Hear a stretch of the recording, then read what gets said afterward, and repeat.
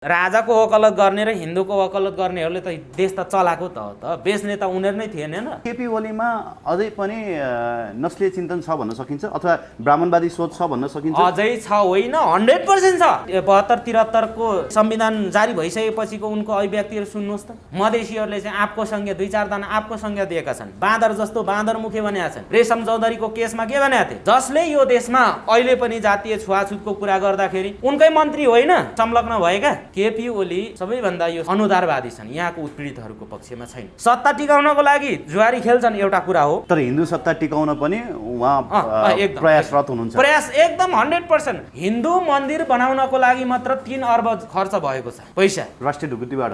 वेदमा भनेको के हो? वेदको चाहिँ अर्थ ब्राह्मण चाहिँ सबैभन्दा माथिल्लो वर्णको भनेर सर्वश्रेष्ठ भनेर चाहिँ घोषणा गर्नु नै गलत हो। कोही समाजमा चाहिँ एउटा जिउँदै के अरे जन्मिँदै भगवान भएर जन्मिएको छ, कोही जन्मिँदै एउटा शूद्र, छुनै नमिल्ने। केपी ओलीको सन्दर्भमा के छ भन्दाखेरि एउटा चाहिँ ब्याकग्राउन्डलाई हेर्दाखेरि उनी कट्टर हिन्दूवादी हुन्, धर्मनिरपेक्ष, संघीयता, लोकतन्त्र विरोधी। केपी ओली र नरेन्द्र मोदीको चाहिँ एउटा कनेक्सन छ। यहाँ बाहुनहरूले चाहिँ भोलि आफूलाई अप्ठ्यारो परिस्थिति पर्यो भने यिनीहरू भनेको चाहिँ दो भाषा बोल्छ, दुईटा कुरा हुन्छ, कहिले नि एउटा कुरा हुँदैन। हिजो मन परेन यो राजा भनेको त सामन्ती हो भनेर चाहिँ त्यही प्रचण्ड डुक्रिने अहिले आएर अनि राजा नै चाहिँ राजाकै जिन्दगी त सभ्य भव्य थियो भन्दाखेरि अलिकति त्यो कहीँ न कहीँ होला। त्यो एउटा उसले उदाहरण दिन खोजे तर उदाहरण अलिक ठिक होइन।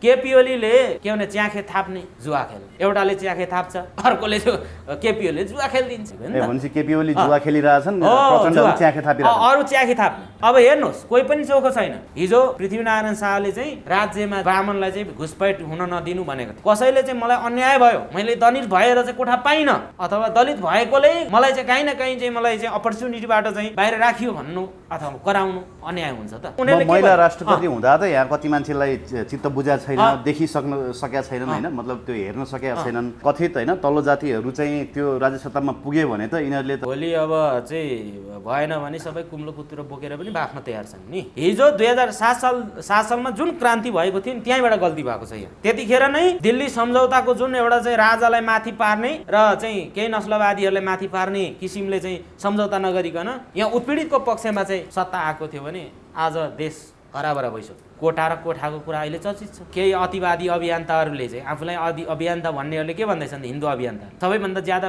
कोटाको विरोध गर्ने त हिन्दू अभियन्ता छ नि। कोटा भनेको त्यो समुदाय प्रतिस्पर्धा एउटा खुल्लाबाट चाहिँ जाँदाखेरि प्रतिस्पर्धा गरेरै जाने हो र त्यो कोटाभित्र पनि प्रतिस्पर्धा नै गरेर जाने हो।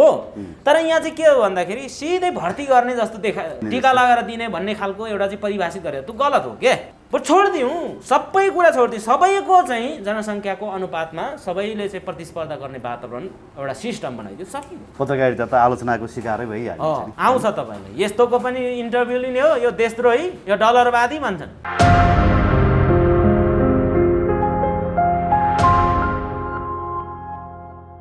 केपी ओलीमा अझै पनि नस्लीय चिन्तन छ भन्न सकिन्छ अथवा ब्राह्मणवादी सोच छ भन्न सकिन्छ? अझै छ होइन, 100% छ। धर्मनिरपेक्ष राष्ट्रको प्रधानमन्त्रीले बालुवाटारमा फेरि राम सीताको मूर्ति बनाउन लगाउनुहुन्छ। हो त्यही भएर मैले 100% छ भनेको। उहाँ अब हेर्नुहोस्, नेपालमा जब प्रधानमन्त्री केपी ओली अहिले जो बनेका छन् त्योभन्दा अगाडिको इतिहास हेर्नुहोस् न तपाईँले, अलिकति मात्र फर्केर हेर्नुहोस् त। तपाईँले त्यति के अरे चाहिँ 72-73 को चाहिँ के अरे संविधान जारी भइसकेपछिको उनको अभिव्यक्तिहरू सुन्नुहोस् त। सबैले सुनेको होइन, के भनेका छन्? मधेसीहरूले चाहिँ आपको संज्ञा 2-4 जना आपको संज्ञा दिएका छन्। बाँदर जस्तो बाँदर मुखे भनेका छन्। रेशम चौधरीको केसमा के भनेका थिए? धनगढीमा अस्ति चाहिँ के अरे प्रतिनिधि सभा विघटन गरिसकेपछि धनगढीमा गएर प्रचण्ड र चाहिँ प्रचण्ड माधव र यता चाहिँ केपी ओली बिचको चाहिँ जुगाडीमा चाहिँ क्रममा मान्छे धेरै देखाउने क्रममा चाहिँ के भयो? धनगढीमा चाहिँ गएर के भने जातिवादी भनेर चाहिँ भनेको छ। जातिवादी को रहेछ? जसले यो देशमा अहिले पनि जातीय छुवाछुतको कुरा गर्दाखेरि उनकै मन्त्री होइन के अरे चाहिँ संलग्न भएका। त्यसो भएकोले गर्दाखेरि केपी ओली सबैभन्दा यो समाजमा अनुदारवादी छन्, यहाँको उत्पीडितहरूको पक्षमा छैन। यो कुरा, किनभने आफ्नो सत्ता टिकाउनको लागि जुवारी खेल्छन् एउटा कुरा हो, तर हिन्दू सत्ता टिकाउन पनि उहाँ एकदम प्रयासरत हुनुहुन्छ। प्रयास एकदम 100%। त्यतिकै चाहिँ राम र सीताको चाहिँ उहाँ के अरे रामको चाहिँ मन्दिर बनाउनलाई चाहिँ घोषणा गरेका छन्। पशुपतिमा पनि त 38 करोड दिनु उहाँ चाहिँ के अरे छोडी के कता रे छोरीमा। चितवन माडी होइन माडीमा। अब यता चाहिँ पशुपतिमा उहाँ चाहिँ के अरे धरहराको टुप्पोमा शिवलिङ्ग चाहिँ राखिदिएका छन् मजाले। 2077 के अरे चाहिँ 76-77 के अरे चाहिँ 77 भित्रको जुन एउटा तपाईँले चाहिँ तथ्याङ्क हेर्नु हो भने हिन्दू मन्दिर बनाउनको लागि मात्र 3 अर्ब खर्च भएको छ। पैसा राष्ट्रिय ढुकुटीबाट हिन्दू मठ मन्दिरको लागि मात्र त्यति खर्च भएको छ। अब के अरे चाहिँ 2 नम्बर प्रदेशमा सबैभन्दा ज्यादा देखिएको छ। 2 नम्बर प्रदेशमा चाहिँ 92 करोड एउटा दलित के अरे दलितहरूको पुनरुत्थानको लागि 7 लाख कि 7 करोड भनेर चाहिँ आएको थियो। भने मठ मन्दिर खडा गर्नको लागि त्यो एउटा यो समाजलाई सभ्य बनाउनुपर्छ, भव्य शिक्षित बनाउनुपर्छ, सबैलाई चाहिँ एउटा चाहिँ सबैको चाहिँ रूपान्तरण गर्नु, सबैलाई चाहिँ माथि उकास्नुपर्छ, उसको जीवनस्तरलाई उकास्नुपर्छ भन्नेमा कसै पनि चिन्ता छैन। खालि के भने कुर्सीको चिन्ता छ। अहिले मान्छे भन्छ नि अब चाहिँ परेको बेला के अरे चाहिँ कोही पनि बोल्दैन होइन, हामी बोलिरहेको छौँ। एटलिस्ट तपाईँहरूले सहयोग गर्नु भएको छ। यहाँ त दलित भनिएकै कम्युनिस्ट नेताहरू बोल्दैनन् किनभने सबै के हो भने भोटकै राजनीति छ यहाँ। किनभने कसरी आफ्नो भोट बचाउँ, रिसाउँछ कि भन्नेसँग सरकार होइन नि, सत्य कुरा बोल्नुपर्छ होइन। अब चाहिँ नेवा समाजहरूभित्र पनि के छ भन्दाखेरि कोही मान्छन् कोही नमान्ने छन् होइन। तपाईँहरू बिचमा तपाईँहरूमै पनि छ होला, कसैले मान्नुहुन्छ होला होइन, छुवाछुत गर्नुहुन्छ होला, कसैले नगर्नु, सबैले मान्छन् नि, गरिरहेको छ सबैले। किन भन्दाखेरि त्यो भनेको स्लो पोइजन त पहिल्यै हालेको छ नि, धार्मिक व्यवस्थाले गरेको छ नि। किनभने धार्मिक व्यवस्था होइन भन्छ नि, यहाँ टकटकिन्छन्। धार्मिक व्यवस्था होइन भने के त, मनुस्मृतिले के भन्यो त, वेदमा भनेको के हो, वेदको चाहिँ अर्थ ब्राह्मण चाहिँ सबैभन्दा माथिल्लो वर्णको भनेर सर्वश्रेष्ठ भनेर चाहिँ घोषणा गर्नु नै गलत हो। आफूलाई सर्वश्रेष्ठ देखाउनको लागि ब्राह्मण पदवी धारण गर्छन्, जन्मिन पाएको छैन बाजे भन्नुपर्ने रे। अहिले पो धेरै चेतनशील भए, मैले त ढोक्दिनँ, पहिला त ढोकिन्थ्यो, तर कतिपयले त म जस्तै मान्छेहरू पनि ढोकिरहेछन्, बाजे नमस्कार भन्छन्। त्यो के हो भन्दाखेरि त्यो चाहिँ कोही समाजमा चाहिँ एउटा जिउँदै के अरे जन्मिँदै भगवान भएर जन्मिएको छ, कोही के अरे जन्मिँदै एउटा शूद्र, छुनै नमिल्ने पूजात भनेर। केपी ओलीकै प्रसङ्गमा नि, केपी ओलीलाई मोदीको राजनीतिको इम्प्याक्ट हो कि अथवा केपी ओलीमा अघि हामीले चर्चा गरे जस्तै त्यो नस्लीय चिन्तन छ अथवा त्यो हिन्दू सत्ता टिकाउनको लागि मैले केही गर्नुपर्छ भन्ने सोच छ? अब दुईटा कुरा हुन्छ। केपी ओलीको सन्दर्भमा के छ भन्दाखेरि उनको एउटा चाहिँ ब्याकग्राउन्डलाई हेर्दाखेरि उनी कट्टर हिन्दूवादी हुन्, धर्मनिरपेक्ष विरोधी हुन्, धर्मनिरपेक्ष सङ्घीयता लोकतन्त्र विरोधी हुन्। किनभने उनको त देशको प्रधानमन्त्री छन् होइन, सबैभन्दा पहिलो कुरा। दोस्रो कुरा के हो भने अहिले पछिल्लो समयमा आफ्नो सत्ता टिकाउनको लागि कहीँ न कहीँ भारतको हात छ भनेर चाहिँ विश्लेषण पनि भएको छ। र मैले अस्ति एकजनाले चाहिँ भन्दै थिए होइन, मैले त्यहाँबाट केही विश्लेषणहरू चाहिँ उहाँले चाहिँ गरिराख्दाखेरि मैले के देखेँ भन्दाखेरि जो केपी ओली छ नि, केपी ओलीलाई चाहिँ अहिले जति पनि यो कुकर्म गरिरहेछन्, यो त एउटा संविधान विपरीत त हो नि त। संविधान हाम्रो एउटा चाहिँ संविधानमा आफ्नो चाहिँ फरक धारणा भए तापनि संविधान एउटा देशको संविधान अहिले चलिरहेको अवस्थामा त त्यो त एउटा कदम त गलत हो नि त। तर गलत कदम गरिरहेको त्यसमा साथ त कहीँ न कहीँ भारतको छ।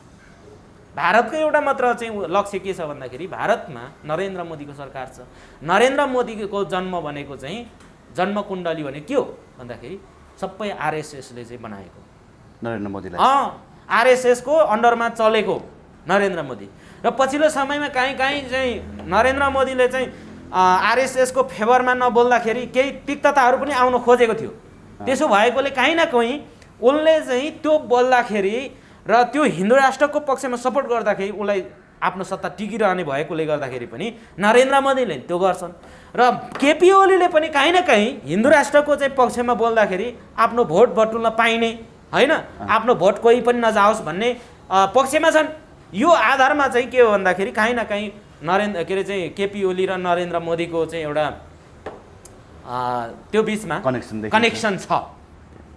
भनेपछि धेरै कम्युनिस्ट नेताहरूले अहिले आरोप लगाइरहेका के छन् भने प्रधानमन्त्री केपी शर्मा ओलीले राज संस्था पुनर्स्थापना, धर्मनिरपेक्षता हटाएर धर्मसापेक्ष राष्ट्र, हिन्दू राष्ट्र होइन, यो सङ्घीयता पनि हटाउने जस्तो एउटा उहाँको छनक देखिएको छ भन्ने आरोप लगाएका छन्। त्यो आरोप मात्र होइन, त्यो सत्यमा परिवर्तन हुन सक्छ। एउटा कुरा के हो भन्दाखेरि मेरो गुरु होइन जो डाक्टर गोपाल गुरुङले चाहिँ भन्नुभएको छ, लेख्नु भएको छ कि उहाँले के लेख्नु भएको छ भने यहाँ बाहुनहरूले चाहिँ भोलि आफूलाई अप्ठ्यारो परिस्थिति पर्यो भने यिनीहरू भनेको चाहिँ दो भाषा बोल्छ, दुईवटा कुरा हुन्छ, कहिले नि एउटा कुरा हुँदैन, फाइनल कुरा कहिले नि गर्दैन। त्यसो भएकोले भोलि इन्डियामै गाभिदिउँ न त भनेर प्रस्ताव आयो भने स्वतरूपमा, किनभने यताबाट अलिकति आफ्नो पद खुस्किने अवस्था जस्तो आयो भने इन्डियामै गाभिदिन्छन् भनेर भन्नुभएको थियो कि। अनि बुढोले के लेखेछ भनेर, तर वास्तवमा भन्दाखेरि नि हिजो केही दिन अगाडि मात्र तपाईँहरूको मिडियामा पनि आइरहेको थियो प्रचण्डको एउटा भाषण स्पिच, राजाकै शान थियो, राष्ट्रपतिको भन्दा त राजाकै शान थियो, मान थियो भन्ने होइन। अब राजाकै शान थियो भनेर अब राजातिर जाने हो त? त्यो त होइन। यस्तो खालको उदाहरण चाहिँ एउटा गलत खालको चाहिँ एउटा चाहिँ प्रस्तुतिहरू दिनु ठिक होइन के। अब भनेपछि हेर्नु नि त, अब हिजो मन परेन यो राजा भनेको त सामन्ती हो भनेर चाहिँ त्यही प्रचण्ड डुक्रिने, अहिले आएर अनि राजा नै चाहिँ राजाकै जिन्दगी त सभ्य भव्य थियो भन्दाखेरि अलिकति त्यो काहीँ न काहीँ होला, त्यो एउटा उसले उदाहरण दिन खोजे तर उदाहरण अलिक ठिक होइन के त्यो। त्यसो भएकोले मैले भन्नु के खोजेको भने जो त्यसो भए मौका मिल्यो भने केपी ओली प्रचण्ड सबैजना ल्यान्ड अफ डोर चाहिँ भन्न सक्छन् होइन। यिनीहरू भनेको के हो भने नि अहिलेका कोही पनि गतिलो चाहिँ होइनन् होइन। मैले भन्नु पर्दाखेरि मेरो भ्यू पोइन्टबाट म के भन्छु भने यिनीहरू भनेको जुवाडी खेल्छन् के। जुवाडी कस्तो हो भन्दाखेरि जुवा भनेको त तपाईँलाई थाहा छ नि, जुवाडी खेल्नु, तास खेल्नु, खेल्यो भने चाहिँ वनवास जान्छ भन्छ नि, त्यो डाइस खेल्नु, जुवा खेल्नु, तास खेल्नु भनेको त्यही हो। केपी ओलीले के भने च्याखे थाप्ने, जुवा खेल्ने, एउटाले च्याखे थाप्छ, अर्कोले केपी ओलीले जुवा खेलिदिन्छ, जेसुकै होस्। कतिपय जुवा खेल्दाखेरि हारे नि त केपी ओली होइन, यही हो जुवा भनेको होइन। भनेपछि केपी ओली जुवा खेलिरहेछन्, प्रचण्डले च्याखे थापिरहेछन्, अरू च्याखे थाप्ने। अब हेर्नुहोस् कोही पनि चोखो छैन, सबैले नेतृत्व गरेका छन् हो, एकदमै सबैले नेतृत्व गरेका छन् नि। मजाले ब्राह्मण समुदायबाट धेरै मान्छेले चाहिँ के अरे चाहिँ आजसम्मको चाहिँ सबैभन्दा लामो लिस्ट छ भने कसैको छ भने ब्राह्मण समुदायको लिस्ट छ, प्रधानमन्त्रीको लिस्ट होइन, हातमा औँलामा गर्न सक्ने लिस्ट छ नि ब्राह्मण समुदायबाट बाहिरको। अब त्यत्रो चाहिँ अहिले पनि केपी ओली छन् र आजको दिनसम्म पनि यो देश नबन्नुको कारण के र भन्दाखेरि बाधकता को देखियो? हिजो पृथ्वीनारायण शाहले चाहिँ राज्यमा चाहिँ ब्राह्मणलाई चाहिँ घुसपैठ हुन नदिनु भनेको थियो, किन भन्दाखेरि ब्राह्मणहरूले कतिपय अवस्थामा धोका दिएकोले पृथ्वीनारायण शाहले चाहिँ पृथ्वीनारायण शाहले आफैले पनि भनेका छन्। किन भन्दाखेरि पृथ्वीनारायण शाहले जब चाहिँ यो ककनीतिर चाहिँ कब्जा गर्नु खोज्दाखेरि के अरे यो नुवाकोटको ककनीमा चाहिँ कब्जा जमाउन खोज्दाखेरि त्यतिखेर किनभने ब्राह्मणहरूले चाहिँ पृथ्वीनारायण शाहको आदेश पालन नगरेकोले 8 जना बाहुनहरूलाई चाहिँ जैसी ब्राह्मण भनेर चाहिँ उनीहरूलाई चाहिँ पूजापाठ कुनै पनि गर्न उनीहरूको अधिकार बन्देज गराइदिएको थियो के। त्यो इतिहास छ नि त। त्यो किन भयो त भन्दाखेरि त्यहाँ काहीँ न काहीँ जाल खेल्ने। अब फेरि राणाहरूको आफ्नो चाहिँ सल्लाहकारहरू सबै ब्राह्मण हो, अनि ब्राह्मणहरूले चाहिँ जहिले नि काहीँ न काहीँ उल्टो सल्लाह दिने के, समाजलाई भाड्नको लागि, समाजलाई फुटाउनको लागि होइन, राम्रो काम गर्छु भन्दाखेरि पनि भाडिदिने के। अनि यो ब्राह्मण समुदायमा चाहिँ धेरै जस्तो त्यो देखिन्छ। अहिले पनि सत्य त स्वीकार गर्न सक्ने थोरै ब्राह्मणहरू छ, तर धेरै ब्राह्मणहरू अहिले पनि तपाईँले अघि भीम उपाध्यायको कुरा गर्नुभयो, भीम उपाध्याय भनेको त उहाँ चाहिँ मलाई त पेट दलितलाई त पोल्या हेर्नै पोलै छ। नसक्ने मान्छे हो नि। मलाई त पेट पोल्या पोलै छ। यस्ता मान्छे त यस्ता तत्त्वहरू त भएसम्म नेपालमा परिवर्तन नै हुँदैन के। ओके सर, निकै विषयान्तर पनि भयो, धेरै कुराहरू हामीले एक्सपोज गर्ने पनि मौका पायौँ। अब अन्तिममा रूपा सुनारले न्याय पाउनुपर्छ कि सरस्वती प्रधानले न्याय पाउनुपर्छ, यो विषयमा नि खुलाइदिनुहोस्। अब यसमा चाहिँ के हो भन्दाखेरि म कुनै वकिल होइन, न्यायाधीश होइन, तर मेरो एउटा चाहिँ भ्यूबाट म के भन्छु भने सत्य तथ्य के हो त, यदि होइन यहाँ मेरो कस्तो बाउ कस्तो छ, यहाँ कस्तो भयो भने नि एकछिन, विभेद गरिने दलित भयो, विभेद खाने, विभेद गर्ने फेरि जनजाति होइन, दुवैजना फेरि एउटा विभेदमै परेको जाति। अब उहाँहरूलाई चाहिँ जुदाउने अनि त्यसको मजा लुट्ने अनि माथि सामाजिक सञ्जालमा उफ्रिनेवालाहरू चाहिँ कथित उपल्लो जाति। यो चाहिँ मैले त्यही त मैले भन्दैछु। पहिलो कुरा हामीले के हेर्नु पर्यो त भन्दाखेरि हो सरस्वती प्रधानले जुन कुरा एउटा चाहिँ मेरो घरमा आमा यसरी आमा छिन् त्यसो भएकोले तपाईँलाई मिल्दैन भनेको छ नि होइन, मिल्दैन भन्दाखेरि रूपा सुनारले चाहिँ के भनेको छ भने त्यसमा दोहोरो प्रश्न गरेर किन भनेर चाहिँ कारण सोधे नि त, दलित भएकै कारण भन्ने कुरा भइसकेपछि हो भनेर चाहिँ भनेको छ नि, बुझ्नुभयो नि, भनेको छ नि त उनले सोधेको छ। त्यसो भएकोले काहीँ न काहीँ त्यो कुरा एउटा चाहिँ प्रमाणको रूपमा भिडियोहरू पनि आइरहेको छन्, अडियो पनि होइन, त्यो आधारमा एउटा सामान्य कानुनी कारबाहीको रूपमा गर्ने त्यो राज्यको दायित्व हुनसक्छ होइन। र एउटा चाहिँ रूपा सुनारको सन्दर्भमा ऊ एउटा चाहिँ त्यो समुदाय, त्यो उत्पीडित समुदायबाट, त्यसो भएकोले उनले पनि न्याय पाउनुपर्छ भन्ने नै हो, न्याय पाउनुपर्छ। किन भन्दाखेरि यहाँ चाहिँ मान्छे अहिले के छ भन्दाखेरि त्यो छुवाछुतलाई निषेधित गर्नुपर्नेमा अझै छुवाछुतलाई बढावा दिने किसिमले जानु भएन नि त।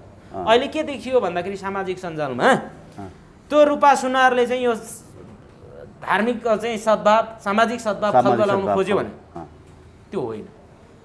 त्यस्तो खालको त्यसरी चाहिँ सामाजिक सद्भाव, कसैले चाहिँ मलाई अन्याय भयो, मैले दलित भएर चाहिँ कोठा पाइनँ, अथवा दलित भएकोले मलाई चाहिँ काहीँ न काहीँ चाहिँ मलाई चाहिँ अपर्च्युनिटीबाट चाहिँ बाहिर राखियो भन्नु अथवा कराउनु अन्याय हुन्छ त। दमन गरिरहेका मान्छेहरूले अझै दमन गरिरहन पाउनुपर्छ भन्ने सोच भयो होइन, त्यो भनेको हो, त्यो गलत हो। त्यसो भएकोले गर्दाखेरि त्यो दमनको सोचमा जानु हुँदैन होइन। र यता जो एउटा चाहिँ अब किन भन्दाखेरि यो सबैभन्दा दोष, प्रमुख दोष भनेको के हो भने ब्राह्मणवादी एकल एउटा चाहिँ नस्लवादी एउटा चाहिँ सत्ता होइन, त्यसको प्रभाव र अहिलेको संविधानको कुरा र विगतका चाहिँ कानुनको कुरा र त्यसले चाहिँ समाजमा चाहिँ यो सिर्जना गरेको छ नि, यो चाहिँ यो धेरै लामो एउटा चाहिँ श्रृङ्खला छ। यो कुरा चाहिँ के हो भन्दाखेरि यसलाई चाहिँ अब फाइनल गर्नुपर्छ। फाइनल के हो भन्दाखेरि सत्ता चाहिँ अबको यो विभेदकारीहरूले चलाउने होइन, जो विभेदमा परेको छ उसले चलाउनु पर्छ के।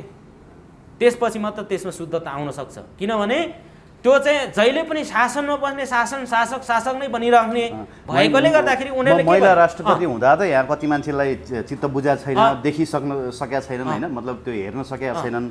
अब यहाँ कथित होइन तल्लो जातिहरू चाहिँ त्यो राज्य सत्तामा पुग्यो भने त यिनीहरूले त आत्महत्या गर्छन्। अब आत्महत्या होइन, भोलि अब चाहिँ भएन भने सबै कुम्लो कुतुरो बोकेर पनि बाँच्न तयार छन् नि। किन भन्दाखेरि आफ्नो स्वार्थपूर्ति नभएपछि, आफ्नो चाहिँ केही नभएपछि त उनीहरू बाटो लाग्नै समुदाय हो। किनभने हाम्रो गाउँमा चाहिँ कति धेरै मान्छेहरू चाहिँ बसाइ सरे नि त, किनभने बसाइ सरिहाल्ने, त्यहाँ अलिकति केही भएन सुख सुविधासम्म पनि हिँडिहाल्ने हो क्या कुम्लो बोकेर।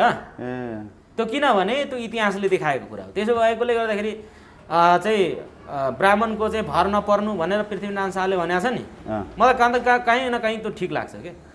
अब विश्वासयोग्य कामै गर्दैन त। सबैभन्दा धेरै लामो लिस्ट प्रधानमन्त्रीको लिस्ट अब सिंहदरबारमा चाहिँ सबैभन्दा धेरै छ भने उनीहरूकै छ, फेरि उनीहरूकैले कोही पनि गर्दैन त। एउटा अब यो चाहिँ के हो भन्दाखेरि हिजो 2007 सालमा जुन क्रान्ति भएको थियो त्यहीँबाट गल्ती भएको छ। यहाँ त्यतिखेर नै दिल्ली सम्झौताको जुन एउटा चाहिँ राजालाई माथि पार्ने र चाहिँ केही नस्लवादीहरूलाई माथि पार्ने किसिमले चाहिँ सम्झौता नगरिकन यहाँ उत्पीडितको पक्षमा चाहिँ सत्ता आएको थियो भने आज देश हराभरा भइसक्यो। त्यही भएर रामप्रसाद राईहरूलाई चाहिँ दिल्ली सम्झौताको विरोध गर्यो भनेर चाहिँ रामप्रसादहरूलाई गुल्टाइदियो नि त। अब गुल्टाउने त आखिर त्यतिखेर चाहिँ सत्तामा बस्नेले गरे।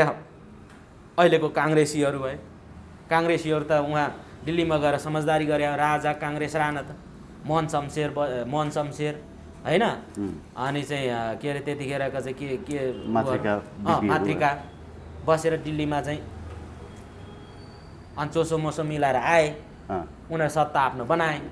अनि चाहिँ फेरि उत्पीडितहरू त जाउँ के। अनि अब रामप्रसाद राईले विद्रोह गर्दा सिंहदरबार चाहिँ विद्रोह गरे। सिंहदरबार विद्रोह गरिसकेपछि त्यहाँबाट चाहिँ पक्राउ खानु पर्यो, त्यहाँबाट चाहिँ कता गायब बनाइदियो, आजसम्म लापत्ता छ, हत्तो पत्तो छैन होइन। इतिहास त त्यस्तो छ नि त। त्यसो भएकोले काहीँ न काहीँ के हो भन्दाखेरि उत्पीडितहरूको पक्षमा सत्ता नजान नदिनको लागि भारतको पनि काहीँ न काहीँ हात, किनभने नेपाललाई चाहिँ हिन्दू राष्ट्र बनाइराख्नको लागि उसको एउटा स्वार्थ होइन। र नेपालमा पनि काहीँ न काहीँ ब्राह्मणवादीहरूले चाहिँ भारतको कुरा मान्ने भएकोले यो समस्याहरू चाहिँ लम्बिराख्ने, जातीय समस्याहरू उल्झिराख्ने। यो किनभने देश विकास हुनको लागि सबै समानता, समान उपभोग, स्रोत साधनको उपभोग गर्न पाउने व्यवस्था हुनु पऱ्यो नि त। सबैले चाहिँ अन्याय के अरे चाहिँ न्याय भइसकेपछि त कोही पनि त न्यु खोज्ने मान्छे त भएन नि। तर न्यु खोज्ने मान्छे निस्किरह्यो, राज्यले त्यो मौका दिइरह्यो भने त्यो त आइराख्ने नि।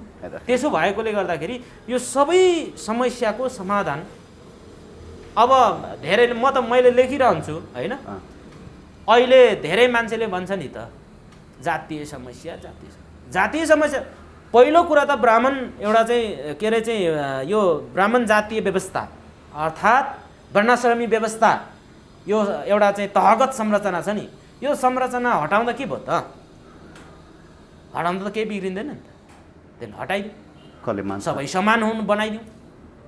कसैले पनि चाहिँ ब्राह्मण चाहिँ शब्द धारण गर्न नपाउने, कसैले नि क्षेत्रीय शब्द धारण गर्न नपाउने, कोही पनि शूद्र धर्म चाहिँ के अरे चाहिँ धारण गर्न नपाउने बन्दै गरिदिउँ न त्यो शास्त्रको कुराहरूलाई, नियमहरूलाई पनि। र सबैलाई चाहिँ बराबरीको हिस्सा दिउँ। कसैले चाहिँ एउटा के अरे अन्याय पर्यो, उसले चाहिँ चित्त बुझेन भने उसले चाहिँ आफ्नो चाहिँ थर गोपिराख्ने बनाइदिउँ, के भयो त? भएन, त्यो पनि होइन रे। भन्नाले राज्य सत्ताको पनि काहीँ न काहीँ कमजोरी छ भने यहाँको आशय होइन।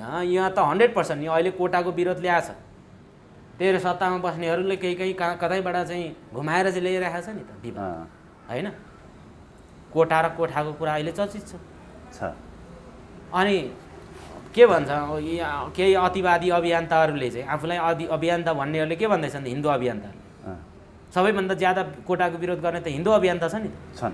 आरक्षणको समावेशिताको विरोध गर्ने त जो चाहिँ के अरे चाहिँ जसले चाहिँ सयौँ वर्षदेखि के अरे 300-400 वर्ष अगाडिदेखि चाहिँ एक छत्रमा चाहिँ उसले आफ्नो वर्चस्व कायम गरेको छ। 90% चाहिँ के अरे चाहिँ न्यायपालिका, कार्यपालिका चाहिँ व्यवस्थापिका सबै क्षेत्र ओगटेको छ। अनि त्यो समुदायले चाहिँ आरक्षण मागिरहेको छ, के अरे आरक्षण खाइरहेको छ त्यत्तिकै। अनि हाम्रो मान्छेले चाहिँ जो विभेदमा परेको छ, जसले आफ्नो राज्य नै गुमाउनु परेको छ, आफ्नो माटो गुमाउनु परेको छ, आफ्नो चाहिँ जमिन नै कति अपय अवस्थाले चाहिँ गुमाउनु परेको छ, हडपिदिएको छ। अनि उनीहरूले चाहिँ हामीलाई अन्याय भयो हजुर, हामीलाई त चाहिँ के अरे हाम्रो अधिकार देऊ भन्दाखेरि कोटामा आएको ठहरिन्छ। त्यो त अधिकार हो नि। विगतमा उसले गरेको अन्याय अत्याचार उसले चाहिँ कसरी ऊ माथि त्यो लेभलमा आउन सक्छ त? त्यसको लागि त उसलाई एउटा चाहिँ त्यसको एउटा चाहिँ समानताको लागि यो व्यवस्था गरेको चाहिँ प्रणालीहरू होइन, विश्वव्यापी मान्यता होइन। अनि त्यो मान्यतालाई चाहिँ विरोध गर्नु भने के त? भनेपछि अझै पनि यहाँका उत्पीडितहरूको एउटा चाहिँ कल्याणार्थ हितार्थ सोच्ने थोरै मान्छेहरू रहेछन्। एक हिसाबले भन्यो भने यो संविधानमै त्रुटि छ।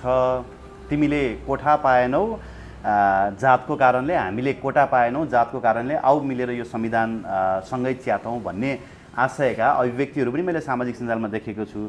यो यहाँले भने जस्तै यही आरक्षणको होइन, यही समावेशिताको सिद्धान्त भएको यो संविधान च्यात्न पायो भने हिजोको जस्तै हामी फेरि दमन गरिरहन पाउँछौँ भनेरै त्यो उत्प्रेरणाले पनि केही व्यक्तिहरू यो संविधान च्यात्नको लागि उद्धित छन् भन्न मिल्छ? होइन, त्यो त दिँदै नदिउँ भन्ने हो नि होइन। हामीले मात्र खानु पाउनुपर्छ होइन। किनभने अरूलाई अब अहिले धेरै के अरे यहाँका उत्पीडित समुदायहरू पनि हजुर त्यही प्रणालीबाट त्यो अब यसलाई अपव्याख्या गरियो के कसरी अपव्याख्या भन्दाखेरि तपाईँलाई चाहिँ म भन्छु कि कोटा भनेको चाहिँ के हो भन्दाखेरि कोटा भनेको त्यो समुदाय प्रतिस्पर्धा एउटा खुल्लाबाट चाहिँ जाँदाखेरि प्रतिस्पर्धा गरेरै जाने हो र त्यो कोटाभित्र पनि प्रतिस्पर्धा नै गरेर जाने हो तर यहाँ चाहिँ के हो भन्दाखेरि सिधै भर्ती गर्ने जस्तो उनीहरूलाई चाहिँ टिका लगाएर दिने भन्ने खालको एउटा चाहिँ परिभाषित गरेर त्यो गलत हो के कोटा जुन एउटा चाहिँ जो अहिलेको चाहिँ पूर्ण के अरे समानुपातिक समावेशी पद्धति भनेको त प्रतिस्पर्धै गरेर जाने हो प्रत्यक्ष रूपमा तर के हो भन्दाखेरि त्यो समुदायबाट सिधै एउटा प्रतिस्पर्धा गर्न सक्ने होइन त्यो किनभने अहिलेको चाहिँ व्यवस्थाले चाहिँ के गर्छ भन्दाखेरि काहीँ न काहीँ त्यसले चाहिँ उसलाई उसको प्रतिनिधि आउन नसक्ने अथवा त्यो उसको प्रतिनिधिलाई चाहिँ कुनै पनि जस्तो एउटा चाहिँ तपाईँ कार्की हुनुहुन्छ होइन अर्को राई छ अर्को चाहिँ मगर छ होइन सबैको प्रतिनिधि चाहियो सबै सल्लाहले एउटै मात्र मान्छे गयो भने त उसको त छाया पऱ्यो नि त एउटा प्रतिनिधि जाओस् तर त्यहाँबाट नि उत्कृष्ट जाओस् भन्ने हिसाबले नै त्यो बनाइएका कुरा हुन् त्यो जाँदाखेरि अहिले काहीँ न काहीँ अब ठाउँ ठाउँमा पुग्न थालिसकेपछि चाहिँ के चलन भयो भन्दाखेरि ओहो भोलि गएर त हामी त बाहिर पो गर्ने हो कि हिजो हामीले गल्ती गरेका छौँ भोलि त हामीले त आउटै गर्ने हो कि भन्ने एउटा सोचमा छ यो गलत हो के यो गलत सोच लिएर चाहिँ बढ्यो भने त्यसले परिणाम राम्रो दिँदैन त्यसो भएकोले यो चिजहरू भनेको के हो भने समानताको लागि चाहिँ अपनाइने चाहिँ विश्वव्यापी नीति हुन् होइन तपाईँले चाहिँ इन्क्लुसिभ डेमोक्रेसी भनेर चाहिँ जुन भन्नुहुन्छ पूर्ण समानुपातिक समावेशीको आवाज उठिरहेछ नि नेपालमा बरु छोडिदिउँ सबै कुरा छोडिदिउँ सबैको चाहिँ जनसङ्ख्याको अनुपातमा सबैले चाहिँ प्रतिस्पर्धा गर्ने वातावरण एउटा सिस्टम बनाइदियो सकियो त छाड मछाड पनि गर्न परेन उसको आफ्नो उसबाट उत्कृष्ट भएर आउँछ उसको आफ्नोबाट होइन त्यहाँबाट चाहिँ उत्कृष्ट भेला भएर चाहिँ राज्य बनाऊ भएन तर त्यो पनि होइन अरे त्यो पनि हुनु हुँदैन त्यसले त अब खै रुवान्डा बनाउँछ अरे के बनाउँछ अरे अपव्याख्या यो त्यो भएकोले गर्दाखेरि यो देशमा काहीँ न काहीँ संविधान च्यात्ने कुरामा हो हाम्रो कुरा के हो भन्दाखेरि हाम्रो एउटा चाहिँ फरक मत छ संविधानप्रति किनभने हामी एउटा सङ्घीय लोकतान्त्रिक गणतन्त्र धर्मनिरपेक्षको लागि चाहिँ हिजो विगतमा होइन हामी पनि एउटा चाहिँ त्यो आन्दोलनमा सहभागी भएको अथवा गोपाल गुरुङले चाहिँ आफ्नो जीवनभरि चाहिँ वकालत गरेको एउटा चाहिँ व्यवस्था हो त्यसो भएकोले हामीलाई माया छ गणतन्त्रको अवधारणा नै सबैभन्दा पहिला गोपाल गुरुङले ल्याउनु भएको किनभने त्यो त के अरे अरुण बरालले चाहिँ अनलाइन खबरमा पनि प्रकाशन गर्नुभएको होइन पहिलो नेपालको पहिलो चाहिँ प्रथम स्पष्टवादी गणतन्त्रवादी नेता भनेर चाहिँ भन्नुभएको हो होइन र उहाँले जति बेला पञ्चायत थियो होइन उहाँले त पुस्तकमा लेख्नु भएको छ होइन भाषण गर्नुभएको छ राजा महेन्द्रहरूको अगाडि चाहिँ बसेर वीरेन्द्रको अगाडि चाहिँ बसेर उहाँले चाहिँ घन्टौँ संवाद गरेको कुरा हो नि त्यो चान्चुने कुरा त होइन नि होइन त्यसो भएकोले उहाँले चाहिँ काहीँ न काहीँ यो देशमा एउटा चाहिँ लोकतन्त्र सङ्घीयताको एउटा चाहिँ आवाजहरू चाहिँ उहाँले बुलन्द गरेकै हो त्यो इतिहास बनिसकेको छ होइन यो कुनै चाहिँ के अरे देखावटी हामीले चाहिँ बनावटी भनाइ होइन यो त किनभने रिसर्च भइसकेको कुरा हो नि त्यसो भएकोले गर्दाखेरि संविधानप्रति हाम्रो एउटा चाहिँ फरक मात्र हुन्छ केही हाम्रो चाहिँ एउटा अधिकारको सवालमा हाम्रो माग मुद्दाको सवालमा हाम्रो फरक मात्र हुन्छ अब कोटाकै कुराले चाहिँ च्यातेर फ्यालौँ भन्ने चाहिँ त्यो चाहिँ के हो भन्दाखेरि एक प्रकारले चाहिँ त्यो डिप्रेसन भएको हो कि डिप्रेसनको शिकार भए धेरै त्यो चाहिँ के हो भन्दाखेरि अब चाहिँ हाम्रो सिद्धिने नै भयो भन्नेहरूले चाहिँ धेरै त्यो थिङ्किङ गरेर त्यो सोचाइमा परेर चाहिँ त्यो भएको त्यो केही होइन त्यही भएर त्यो देश बेच्न लाग्यो देश सकिन लाग्यो अब यो गणतन्त्र फ्याल्न पर्यो यो अब सुन्नुहोस् धर्मनिरपेक्षता अब राजाको वकालत गर्ने र हिन्दूको वकालत गर्नेहरूले त देश त चलाएको त बेच्ने त उनीहरू नै थिएन न बेच्ने सम्झौता गर्ने खोज्ने च्यात्ने सबै काम त त्यही अहिले चाहिँ अभियान चलाउनेहरूकै पूर्वजले गरेका छन्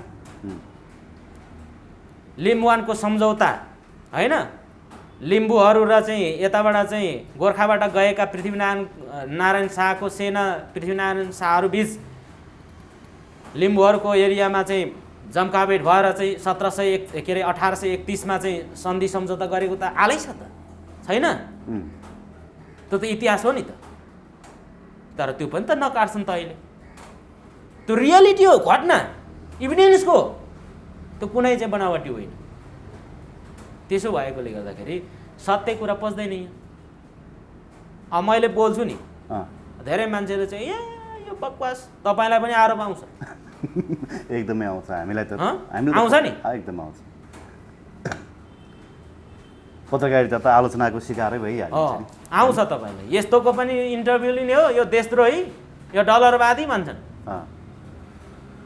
त्यसो केही गुनासो नगर्नु हस् जीवन सर निकै महत्त्वपूर्ण विषयमा महत्त्वपूर्ण संवाद गरियो धन्यवाद दिन चाहन्छु यहाँलाई हस् धन्यवाद यहाँलाई पनि एकदमै यो आफ्नो कुराहरू राख्ने चाहिँ सुनौलो अवसर दिनुभयो थ्याङ्क यू सो मच भन्न चाहन्छु